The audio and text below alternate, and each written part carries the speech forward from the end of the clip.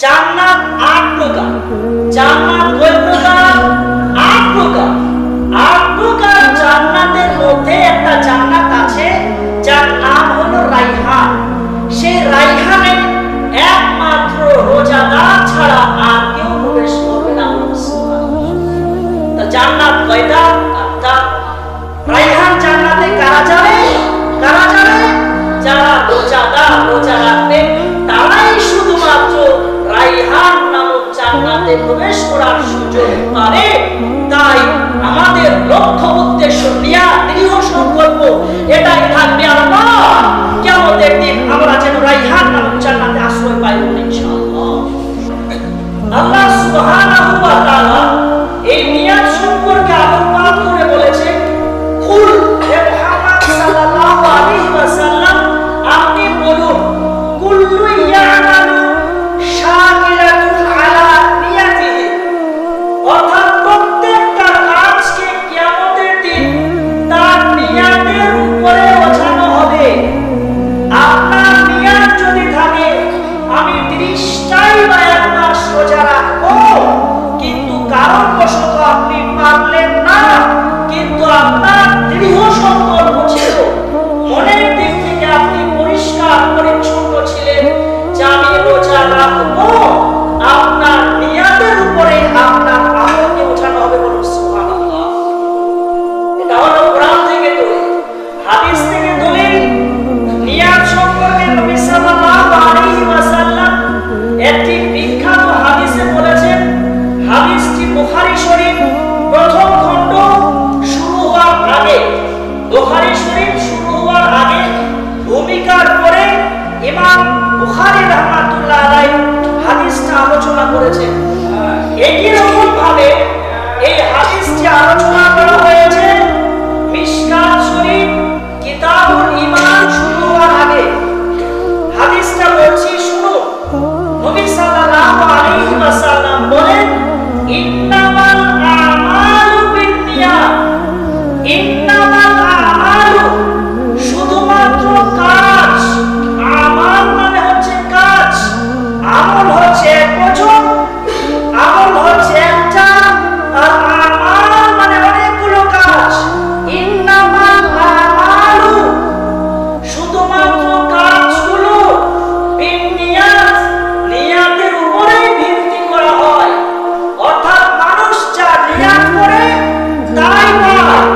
রমজান আসার আগে আমাদের মন যদি পরিষ্কার পরিচ্ছন্ন রাখা হয়, তাহলে অবশ্যই অবশ্যই এই রমজান আসার আগে নিজের মনকে পরিষ্কার পরিচ্ছন্ন করার জন্য আল্লাহ তাআলার কাছে সওয়াব পাওয়া যাবে। যার জন্য নবী সাল্লাল্লাহু আলাইহি ওয়াসাল্লাম বলেন, ইন্নামাল আমালু বিন্নিয়াত। এবার একটা ঘটনাটি হচ্ছে কি, নিজের মনকে পরিষ্কার পরিচ্ছন্ন করতে হবে, তার একটি ঘটনা। এবং মানুষ যা নিয়াত করে কেবল তাই পায়। আপনি যদি নিয়াত করে থাকেন যে আমি এই রমজান মাসে ভালো ইবাদত করব না, নাম কি ওয়াস্তে রোজা রাখবো, তাহলে আপনার নিয়াতে গড়বড় হলো। আপনার যদি মন পরিষ্কার পরিচ্ছন্ন থাকে, আমি ইনশাআল্লাহ এবার কোমর বেঁধে রমজান মাসে রোজা রেখে নিজের পাপ কাজকে মিটিয়ে নিয়ে শরীরকে আপডেট করব, আল্লাহ তাআলা আপনার নিয়াতের জন্য নেকি দেবেন। একটি বিশেষ ঘটনাটি হচ্ছে, একজন সাহাবীর নাম ছিল, যে সাহাবীর নাম উম্মু কাইস। উম্মু কাইস বলে একজন সাহাবী, সেই সাহাবীর সঙ্গে একটি মেয়ের প্রণয় ছিল, প্রেম ছিল। ঘটনাক্রমে যখন হিজরত হয়, হিজরতের সময় উম্মু কাইসের আগে সেই মেয়েটি মক্কা থেকে মদিনায় হিজরত করে চলে যায়। এবার উম্মু কাইস মক্কায় থেকে যায়, আর সেই মেয়েটি যার সঙ্গে উম্মু কাইসের প্রেম ছিল, সেই মেয়েটি অলরেডি মদিনায় হিজরত করে চলে গেছে। এবার উম্মু কাইসের মনটা সেই মেয়েটার জন্য একটু ব্যথিত, একটি সে যন্ত্রণায় ভুগছে যে মেয়েটি চলে গেছে, আর আমি এখানে এইরকম মনটা একটু তার বেকুল করে উঠেছে। যার জন্য সেই মেয়েটি মক্কা থেকে মদিনায় হিজরত করার কিছুদিন পরে উম্মু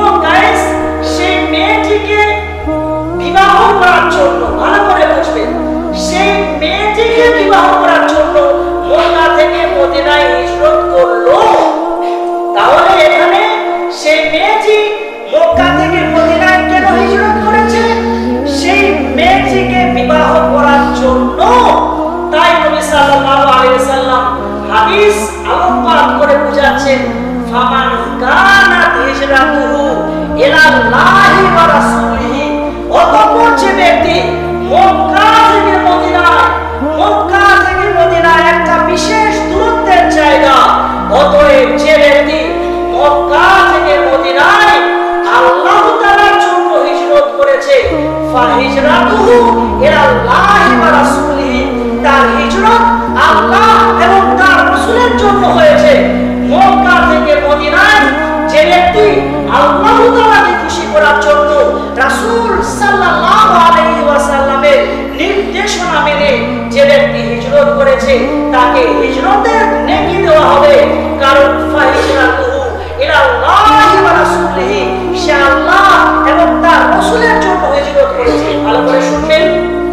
আবার নবী সাল্লাল্লাহু আলাইহি ওয়াসাল্লাম বলেন ওয়া মান কানাত হিজরাতুহু লিদুনিয়া আও ইসিবুহা ফাহিজরাতুহু ইলা মা হাজারা ইলাইহি, আর যে ব্যক্তি মক্কা থেকে মদিনায় দুনিয়া ইনকাম করার জন্য, দুনিয়ায় কিছু পাওয়ার জন্য কিংবা কোনো মেয়েকে বিবাহ করার জন্য, ভালো করে বুঝবেন, যে ব্যক্তি মক্কা থেকে মদিনায় কোনো মেয়েকে বিবাহ করার জন্য কিংবা এই দুনিয়ায় টাকা পয়সা ইনকাম করার জন্য হিজরত করেছে ফাহিজরাতুহু ইলাল্লাহি ফাহিজরাতুহু ইলা মা হাজারা ইলাইহি, সে হিজরতের জন্য কোনো নেকি পাবে না, সে শুধুমাত্র সেই মেয়েটাকে বিবাহ করতে পেরেছে।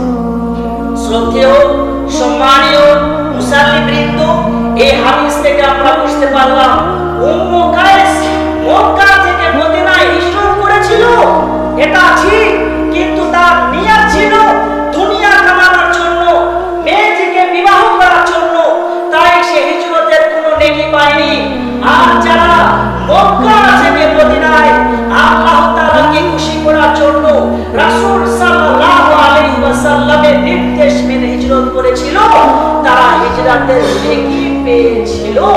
অতএব রমজান আসছে, সবাই রোজা রাখে, আমরা রোজা রাখবো, এইরকম করলে হবে না। সবাই ইফতার করে, আমরা ইফতার করব, সবাই রোজা রাখে, ফল মূল খেজুর ছোলা ইত্যাদি বাজার নিয়ে আসে, আমরাও নিয়ে আসবো, এইরকম নিয়াত, এইরকম সংকল্প থাকলে হবে না। সংকল্প হতে হবে আল্লাহ তাআলার জন্য রোজা রাখছি। রাসূল সাল্লাল্লাহু আলাইহি ওয়াসাল্লাম হাদিসে যে ফজিলতগুলো বলেছেন, সেই ফজিলতগুলো পাওয়ার জন্য রোজা রাখছি, এইরকম যদি আমাদের নিয়াত শুদ্ধ হয় তাহলে আমলও শুদ্ধ হবে। নিয়াত যদি পরিষ্কার হয় আমলও পরিষ্কার পরিচ্ছন্ন হবে। তাই বুখারী মুসলিমের এই হাদিস থেকে আমি আপনাদেরকে বলতে চাইছি, আজকে হয়তো রমজান শুরু হবে না, যদি হয় সেটা আমরা চন্দ্র দেখব, আর না হলে কালকে থেকে তো ইনশাআল্লাহ স্টার্ট হবে, তবে আগামী কাল থেকে শুরু হওয়ার সম্ভাবনাটা বেশি আছে তারাবির নামাজে। বাকি আমরা চাঁদ দেখে সেটা সিদ্ধান্ত নিব, কিন্তু রমজান আসার আগে সব দিক থেকে আমাদেরকে নিজের মন পরিষ্কার পরিচ্ছন্ন করে নিতে হবে। আমি সকলকেই বলবো, রোজা আসার আগে পরিষ্কার পরিচ্ছন্ন ভাবে আমাদের সালেহ করার জন্য, ভালো ভালো কাজ করার জন্য আমরা আমাদের মনকে, নিয়াতকে পরিষ্কার পরিচ্ছন্ন করে নিব ইনশাআল্লাহ। এবারে আসি রমজান সম্পর্কে আল্লাহ সুবহানাহু ওয়া তাআলা কি বলেছেন। রমজান সম্পর্কে আল্লাহ সুবহানাহু ওয়া তাআলা সূরা বাকারা সূরা নম্বর 2 আয়াত নম্বর 183 এর মধ্যে আলোকপাত করে বলেন, ইয়া আইয়ুহাল্লাযিনা আমানু, হে ওই সমস্ত মানুষেরা যারা ঈমান নিয়ে এসেছো, কুতিবা আলাইকুমুস সিয়ামু, কুতিবা মানে ফরজ করা হয়েছে, আলাইকুম আপনাদের উপরে, ইয়া আইয়ুহাল্লাযিনা আমানু কুতিবা আলাইকুম, হে ঈমানদারগণ আপনাদের উপরে রোজা ফরজ করা হয়েছে। তাহলে রোজা কবে ফরজ করা হয়েছে আমাদের উপরে? এক মাস ধরে রোজা ফরজ করা হয়েছে দ্বিতীয় হিজরিতে। এই যে হিজরির ঘটনা, হিজরতের ঘটনা শোনালাম, সেই হিজরতের ঘটনা ঘটে যাওয়া 2 বছর ধরে 1 মাস আমাদের উপরে রোজা ফরজ করা হয়েছে। তাই আল্লাহ রাব্বুল আলামিন বলেন, ইয়া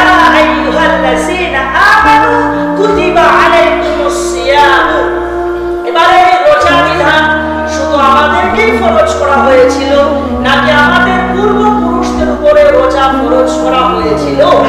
আয়াত প্রমাণ করছে, সূরা বাকারার 183 নম্বর আয়াত থেকে প্রমাণিত হচ্ছে আগের উম্মতগণের উপরেও রোজার বিধান ছিল, তবে এক মাস নয়, তারা বিভিন্ন একদিন হয়তো রোজা করত, একদিন রোজা ছাড়ত।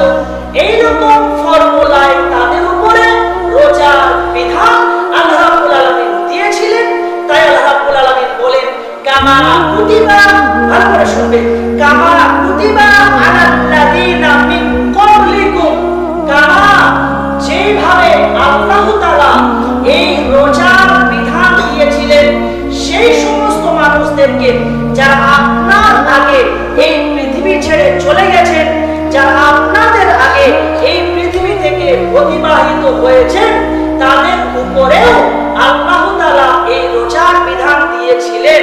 কেন আমরা এক মাস রোজা রাখবো? কেন আগামী রবিবার থেকে ইনশাআল্লাহ আল্লাহ চাইলে আমরা রোজা রাখবো? কেন কেন রোজা রাখার কারণটা কি?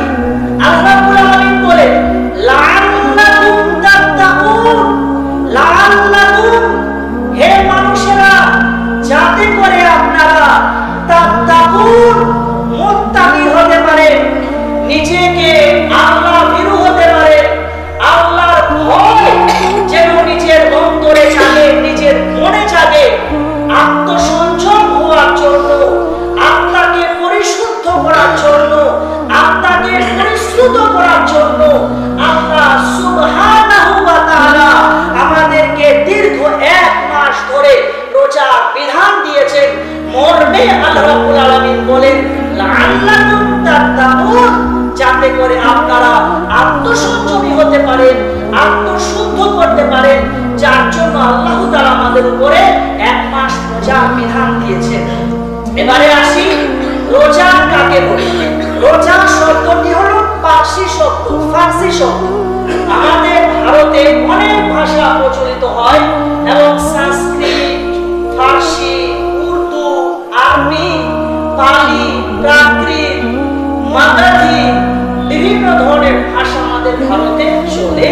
যারা ভাষাবিদ ওনারা বলছেন প্রত্যেক 15 থেকে 20 কিলোমিটার পর পর মানুষের ভাষা, মানুষের বেশভূষা, মানুষের কাপড় পরিবেশ চেঞ্জ হয়ে থাকে। তো রোজা শব্দটি হচ্ছে পার্সি শব্দ। কোরআন হাদিসে কোথাও রোজা শব্দ পাওয়া যাবে না। যে শব্দটি পাওয়া যাবে সেটা হচ্ছে সিয়াম বা রমজান। তো সিয়াম কাকে বলে? মানা সিয়ামি লুগাতান আল-ইমসা। রোজা বা সিয়াম শব্দের শাব্দিক অর্থ হলো নিজেকে বিরত রাখা, নিজেকে দূরে রাখা। এবার নিজেকে কিসের থেকে দূরে রাখা? ভালো করে বুঝবেন, নিজেকে কিসের থেকে দূরে থাকবো? শুধু খালি খাওয়া আর পান করা না।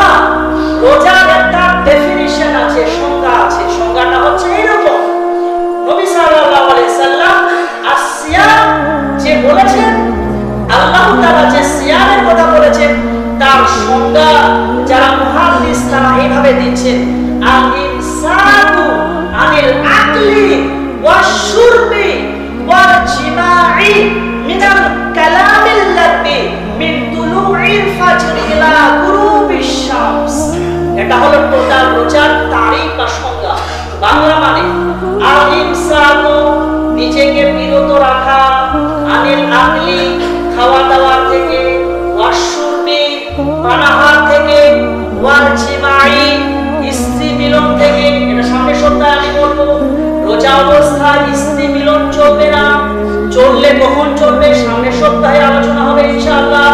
তাহলে একটু ভালো করে বুঝুন, নিজেকে বিরত রাখা, খাওয়া দাওয়া, পান করা, স্ত্রী মিলন, মিথ্যা কথা বলা, অশ্লীল কথা বলা থেকে নিজেকে বিরত রাখা, সূর্য ওঠা থেকে নিয়ে সূর্যাস্ত পর্যন্ত।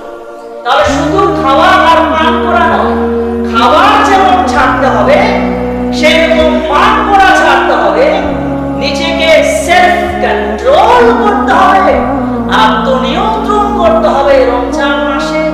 তার সঙ্গে সঙ্গে মিথ্যা কথা বললে চলবে চলবে না, অশ্লীল কথা বললে চলবে না, খারাপ কথা বললে চলবে না, সব কিছু থেকে নিজেকে দূরে রাখার নাম হলো রোজা। রোজা অবস্থায় সমালোচনা করব হবে না, রোজা অবস্থায় মিথ্যা কথা বলবো রোজা হবে না। তাহলে এতগুলো জিনিস থেকে নিজেকে কন্ট্রোল করার নাম হচ্ছে আসিয়াম। এবারে আসি, এই রমজানকে সিয়ামকে আরেকটি নামে ডাকা হয়, সেটি হচ্ছে রমজান। রমজান কেন বলা হয়? আরবিতে 12টি মাস আছে, আরবিতে 12টি মাসের মধ্যে একটি মাসের নাম হচ্ছে রমজান। তবে রমজানকে সিয়ামকে রমজান কেন বলে? রমজান শব্দটির মধ্যে কয়েকটি অক্ষর আছে, রা, মিম, সাদ, আলিফ, নুন। 5টা অক্ষরের সংমিশ্রণে তৈরি হয়েছে রমজান। রমজান কাকে বলে? তো রমজান শব্দটির মানে হচ্ছে পুড়িয়ে দেওয়া, জ্বালিয়ে দেওয়া। রোজা সিয়াম আপনার সব পাপ কাজকে জ্বালিয়ে দেয়, পুড়িয়ে দেয়। যেই মাসে সেটা রমজান মাস, এই জন্য রমজানকে সিয়ামকে রমজান করা বলা হয় থাকে। তাহলে আমরা কি রোজার ব্রত পালন করে, সিয়াম সাধনা করে আমরা নিজের পাপ কাজকে পুড়িয়ে দিব নাকি? আমরা রোজার মাধ্যমে আমাদের ভুল ত্রুটি পাপ কাজ যত হয়েছে, যত করেছি জানতে অজান্তে সব পাপ কাজ আমরা মোচন করে পুড়িয়ে দেব নাকি? অবশ্যই নিতে হবে। কি করে? সিয়ামের মাধ্যমে। এবারে আসি রোজা রাখার কিছু ফজিলতের হাদিসগুলো আমি আলোচনা করব। নাম্বার 1, নবী সাল্লাল্লাহু আলাইহি ওয়াসাল্লাম বলেন, ভালো করে শুনে একটু আগিয়ে আসুন, ভালো হয় আগিয়ে আসলে একটু আগিয়ে আসুন, একটু আগিয়ে, অনেক লোক রোদ্রে দাঁড়াচ্ছে কেন বুঝতে পারছি।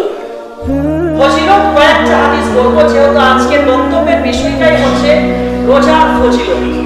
একটা হাদিস ফজিলত নাম্বার 1, নবী সাল্লাল্লাহু আলাইহি ওয়াসাল্লাম বলেন, মান সামা রমজানা ঈমানান ওয়া ইহতিসাবান গুফিরা লাহু মা তাকাদ্দামা মিন যামবিহি। ভালো করে শুনবেন, মান সামা রমজানা, যে ব্যক্তি রমজান মাসে রোজা রাখলো, ঈমানান, ঈমানের অবস্থায়। আমি রোজা রাখছি কেন? আল্লাহ তাআলাকে এক বলেছি। আমি রোজা রাখছি কেন? কোরআনকে আমরা আল্লাহ তাআলার কিতাব বলে জানি। আমরা রোজা রাখছি কেন? আমাদের একদিন কবরে যেতে হবে। আমরা রোজা রাখছি কেন? কিয়ামতের দিন একদিন হবে। অর্থাৎ ঈমান নিয়ে আসার যে সমস্ত রুকুনগুলো আছে, রুকুন মানে ঈমান নিয়ে আসার যে সমস্ত শাখা প্রশাখাগুলো আছে, সবগুলো শাখা প্রশাখাকে মেনে যে ব্যক্তি রোজা রাখলো এবং তার উদ্দেশ্য নিয়াত থাকবে আমি রোজা রাখার নেকি আল্লাহ তাআলার কাছে পাবো। তাই নবী সাল্লাল্লাহু আলাইহি ওয়াসাল্লাম বলেন, যে ব্যক্তি ঈমানের অবস্থায় নেকির আশায় রোজা রাখলো, তার আগে সব পাপ কাজকে মোচন করে দেওয়া হবে। মা তাকাদ্দামা মিন যামবিহি। তাহলে এই হাদিস থেকে আমরা বুঝতে পারলাম আমাদেরকে ঈমানের অবস্থায় নেকির আশায় রোজা রাখতে হবে, তাহলে সব পাপ কাজ মিটে যাবে। সহিহ হাদিস। হাদিসে অন্য সূত্রে বলা হচ্ছে, যে ব্যক্তি ঈমানের অবস্থায় নেকির আশায় লাইলাতুল কদরের রাত জাগলো এবং লাইলাতুল কদরের রাত জাগার পাশাপাশি রমজানের শুরু থেকে শেষ পর্যন্ত কিয়ামুল লাইল, যার বাংলা মানে হচ্ছে তারাবির সালাত আদায় করলো, তারাবির নামাজ আদায় করলো। যে ব্যক্তি রোজা রাখলো, তারাবির নামাজ আদায় করলো, লাইলাতুল কদরের রাতে জেগে জেগে ইবাদত করলো, তাদের সকলের আগের পাপ কাজকে মিটিয়ে দেওয়া হবে। সুবহানাল্লাহ। দ্বিতীয় নাম্বার রোজার ফজিলত, নবী সাল্লাল্লাহু আলাইহি ওয়াসাল্লাম বলেন, ক্বালা নবী সাল্লাল্লাহু আলাইহি ওয়াসাল্লাম, নবী সাল্লাল্লাহু আলাইহি ওয়াসাল্লাম বলেন, ফিল জান্নাতি সামানিয়াতু আবওয়াবিন মিনহা বাবুন তুসাম্মা রাইহান লা ইয়াদখুলুহু ইল্লা সাইমুন। এটা আমাদের মাদ্রাসা সার্ভিসে যে পরীক্ষা হয়েছিল, এই কোয়েশ্চেনটা এসেছিল। আমি একটু ধরব, জান্নাত 8 প্রকার, জান্নাত কয় প্রকার? 8 প্রকার।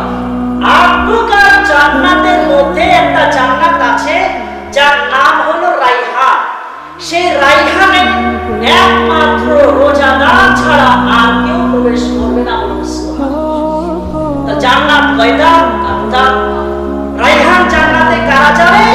কারা যাবে? যারা রোজাদার, রোজা রাখবে তারাই শুধুমাত্র রাইহান নামক জান্নাতে প্রবেশ করার সুযোগ পাবে। তাই আমাদের লক্ষ্য উদ্দেশ্য নিয়া দৃঢ় সংকল্প এটাই থাকবে, আল্লাহ কিয়ামতের দিন আমরা যেন রাইহান নামক জান্নাতে আশ্রয় পাই ইনশাআল্লাহ।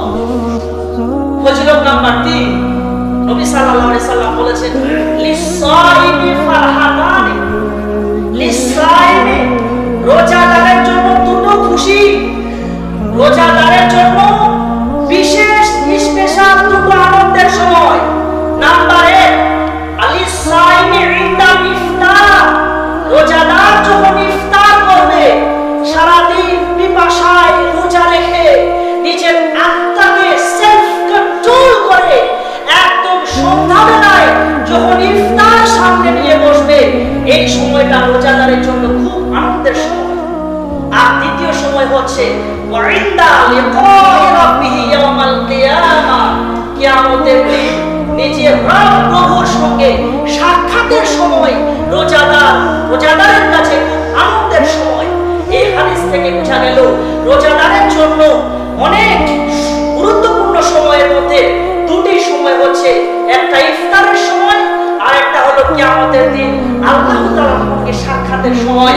তাই আমরা চাই নাকি ইফতারের সময় আনন্দিত হতে এবং কিয়ামতের দিন আল্লাহ তাআলার সাক্ষাৎ পেতে। যদি আমাদেরকে কিয়ামতের দিন আল্লাহ তাআলার সঙ্গে সাক্ষাৎ পেতে হয় তাহলে রোজা ব্রত পালন করতে হবে। আল্লাহ সুবহানাহু ওয়া তাআলা যেন আমাদের সকলকে রোজা রাখার তৌফিক দান করে। আমিন। ফজিলতের হাদিস, হাদিস নাম্বার 4, অনেক হাদিস আছে এই রোজা রাখার ফজিলত সম্পর্কে, অনেক হাদিস। কয়েকটা হাদিস আমি পয়েন্ট করেছি, গুরুত্বপূর্ণ বুখারী মুসলিমের সেগুলো বলেছি।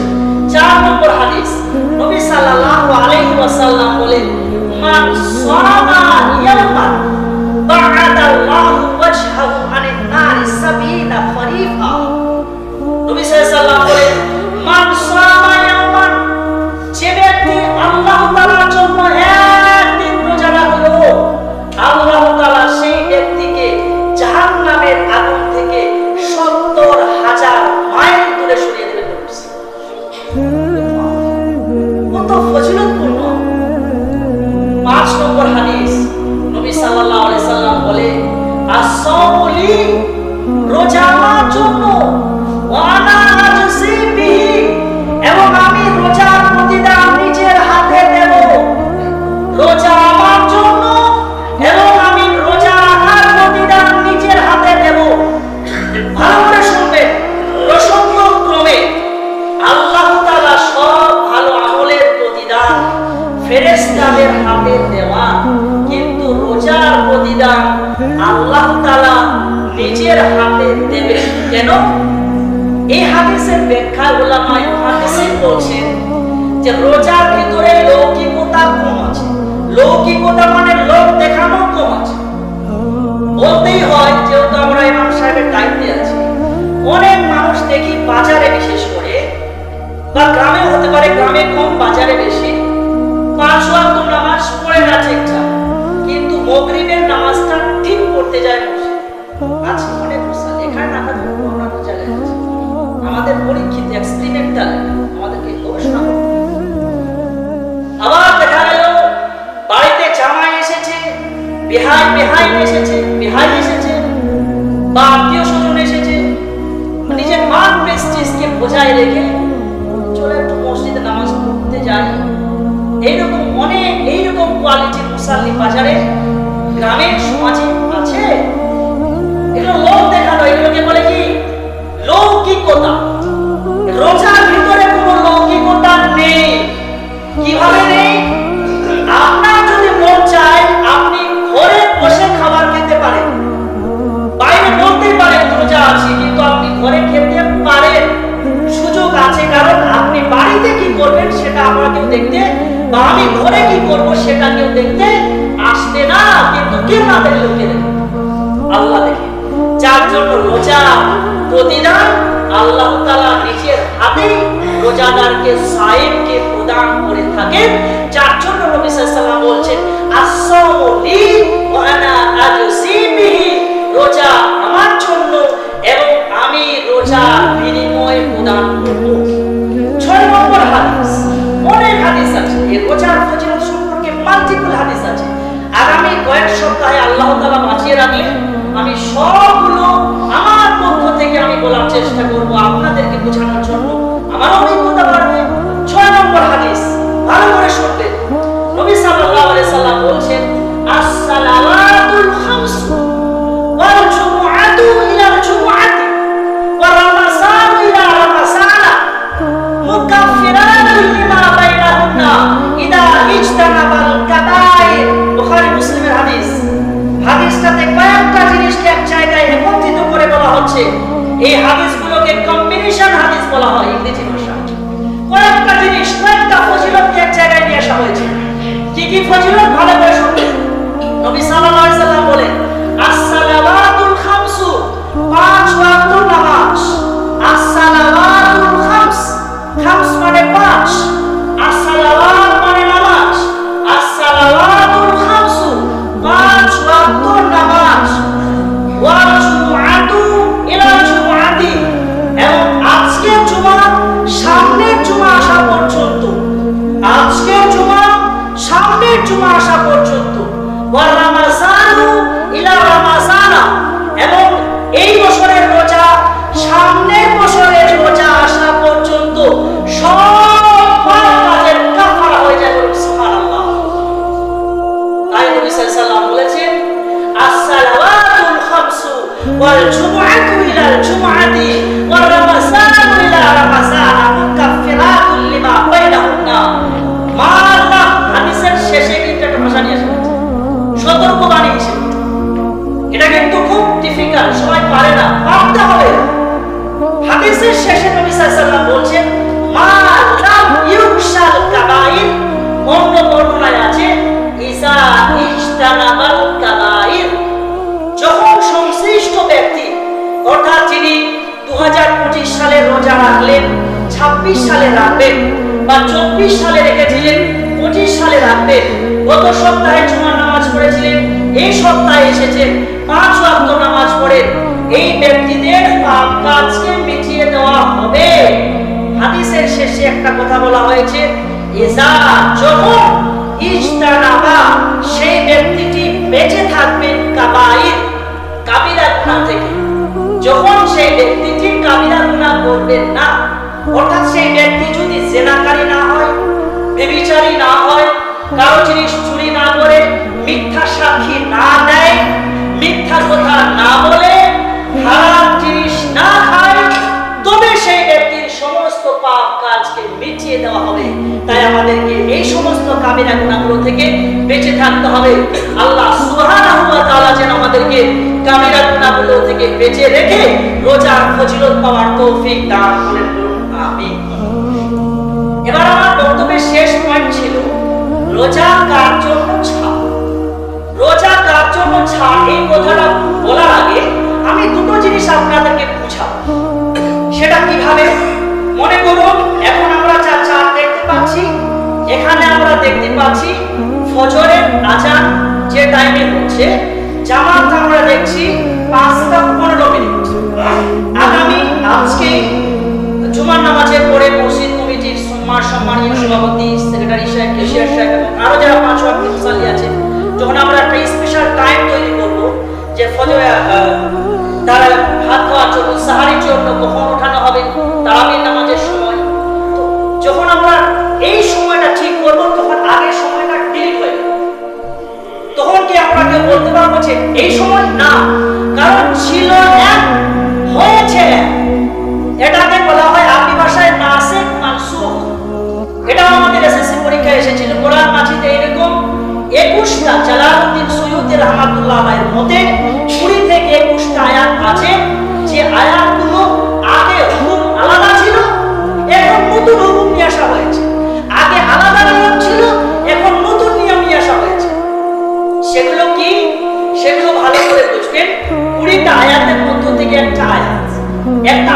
বলছি কি, আয়াতটা আগে ছিল, এখন নেই। আগে কি ছিল? কোরআন মাজিদে আছে, কিন্তু আয়াতের হুকুমটা নেই। আয়াতে কি ছিল? আয়াতে ছিল ওয়ালাল্লাযিনা ইউতিকুনাহু ফিদিয়াতুন তাআমু মিসকিন। আর আপনাদের মধ্যে যারা রোজা রাখার ক্ষমতা রাখে না, সে ফকির মিসকিনকে ফিদিয়া দেবে। আমি রোজা রাখতে পারি না, আমি ফকির মিসকিনকে খাওয়ালেই হয়ে যাবে রোজা রাখার মতো, একে ফিদিয়া দেব। কিন্তু এই হুকুমটাকে ক্যান্সেল করে দেওয়া হয়েছে। কি আয়াতের মাধ্যমে ক্যান্সেল করা হয়েছে? আয়াতটা হচ্ছে ফামান শাহিদা মিনকুমুশ শাহরা ফালিয়াসুম। সূরা বাকারা 184 নম্বর আয়াতকে 185 নম্বর আয়াত দিয়ে মানসুখ করে দেওয়া হয়েছে, বাতিল করে দেওয়া হয়েছে। এর নাম হলো তাফসীরের ভাষায় নাসিখ মানসুখ। তাহলে এখন বর্তমান হুকুমটা কি? এখন বর্তমান হুকুম হচ্ছে ফামান শাহিদা মিনকুমুশ শাহরা ফালিয়াসুমহু। আপনাদের মধ্যে যে ব্যক্তি রমজান মাস পাবে তাকেই রোজা রাখতে হবে, রোজা রাখা ফরজ। কিন্তু যারা অসুস্থ বা মুসাফির, একমাত্র তাদের জন্য ছাড় আছে। এই ছাড় মুসাফির সফর থেকে ফিরে আসে ফাইদাতুম মিন আইয়ামিন উখরা, পরবর্তীতে করবেন। অসুস্থ ব্যক্তি সুস্থ হয়ে গেলে পরবর্তীতে কাফি রোজাগুলো পূরণ করবেন। একদম রোজা ছাড় না, একদম রোজা ছাড় হচ্ছে আরবিতে একটা বাব আছে, বাব ইফআল, তার মধ্যে একটা হচ্ছে সাব, অর্থাৎ যা একদম রোজা রাখার ক্ষমতা নেই। গুল বলে আশ-শাইখ ওয়া শাইখাতু, একদম বয়স্কা বৃদ্ধ বৃদ্ধা, কোমর হেলে গেছে, শরীরের চামড়াগুলো ঝরে গেছে, সেই রকম ব্যক্তি কিংবা সেই রকম রোগী, যে রোগগুলো দীর্ঘমেয়াদী, যেরকম কারো ক্যান্সার হয়েছে, আর ভালো হওয়ার সম্ভাবনা নেই, একদম ডায়াবেটিস, সুগার, একদম সুগারে গোটা শরীর বরবাদ হয়ে গেছে, একদম ডায়াবেটিস মালিটাস টাইপ 2, একদম 5 কাঠির মতো শরীর হয়ে গেছে, রোজা রাখলে ক্ষতি আছে। একমাত্র এই সমস্ত ব্যক্তিগুলোর জন্য ছাড় আছে। তবে ছাড়টা হলো এইরকম, সেই ব্যক্তি নিজে রোজা না রেখে অন্য ফকির মিসকিনকে খাবার দেবে। শরীয়তের ভাষায় এটাকে বলা হয় ফিদিয়া। বুঝা গেল? অতএব যারা আমাদের স্বল্প রোগী, সাময়িক জ্বর হলো, সর্দি হলো, কাশি হলো, ডায়রিয়া হলো, বা সাময়িক শরীর খারাপ হলো বিভিন্ন রোগের মাধ্যমে, আমাদের তাদেরকে ভালো হয়ে গেলে পরে রোজাটা রাখতে হবে। আমি ব্যাঙ্গালোর বা অন্য রাজ্যে, অন্য দেশে গেলাম, আবার ফিরে আসবো, আমাকে রোজা রাখতে হবে। কিন্তু একমাত্র যাদের নাম উল্লেখ করলাম তারাই রোজার ক্ষেত্রে ছাড় পাবে। অবশেষে আমি বলি, আমাদের ইনশাআল্লাহ আগামীকাল থেকে, ইনশাআল্লাহ আল্লাহ তাআলা চাইলে আগামীকাল থেকে তারাবির নামাজ শুরু হয়ে যাবে। আমি আমার সমাজের সমস্ত মুসাল্লি দাদা ভাইকে আমন্ত্রণ জানাচ্ছি, আমরা সকলে আসবো, আমরা একসঙ্গে তারাবির নামাজ আদায় করব, রোজা রাখবো, ইফতার করব। লাইলাতুল কদরের শেষের যে 10টা বিজোড় রাত আছে, শেষের 10-এর যে 5টা বিজোড় রাত আছে, সেই রাতগুলো জেগে জেগে ইবাদত করে আমাদের ঘটে যাওয়া ভুল কাজ, পাপ কাজকে মিটিয়ে, নিজের পাপকে চালিয়ে পুড়িয়ে নিজের শরীরকে আপডেট করব। আল্লাহ সুবহানাহু ওয়া তাআলা যেন আমাদেরকে এই সুন্দরভাবে রোজা রাখার তৌফিক দান করেন। আমিন। আল্লাহ সুবহান